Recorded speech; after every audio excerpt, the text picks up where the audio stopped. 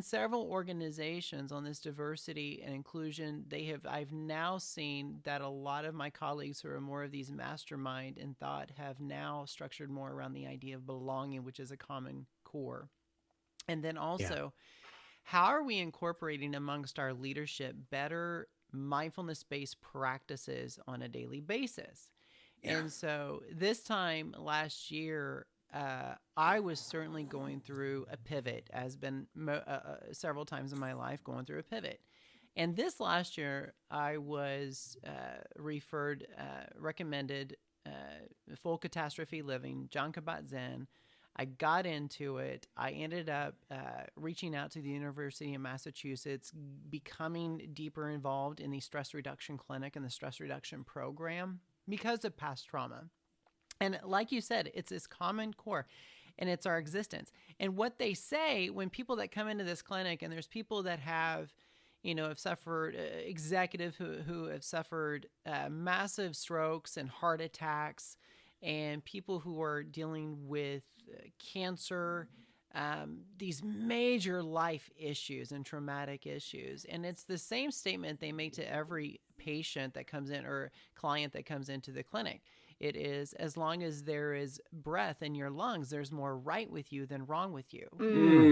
And I think just like you said, if most leaders would allow themselves that vulnerability to say, let's start off from where we're all at. And it was, just like when I was going through boot camp, you're stripped of everything. It's like, at least you're breathing. Now we can start from here. If we can acknowledge that we're all in that space together, we can all start from here. And what better way to pivot than what we just experienced last year? Pandemic, racial inequality, social divides. Now's an opportunity. Yes. Now's an opportunity to realize we're all breathing still. So now let's navigate this together.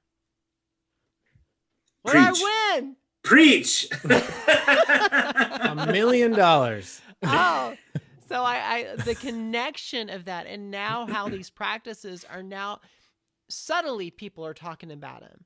Yeah. But this depth needs to be talked about more. It's like, hey, we understand it's not easy, but you're still breathing. You'll be fine. Settle into it. Yeah. I think what we're finding is a lot of people are looking for it.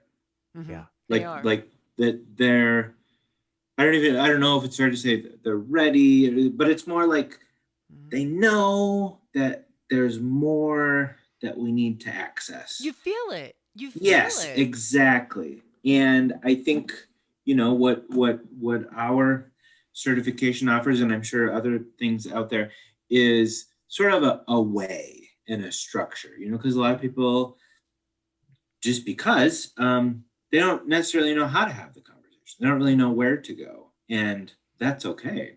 Yeah. Why would you?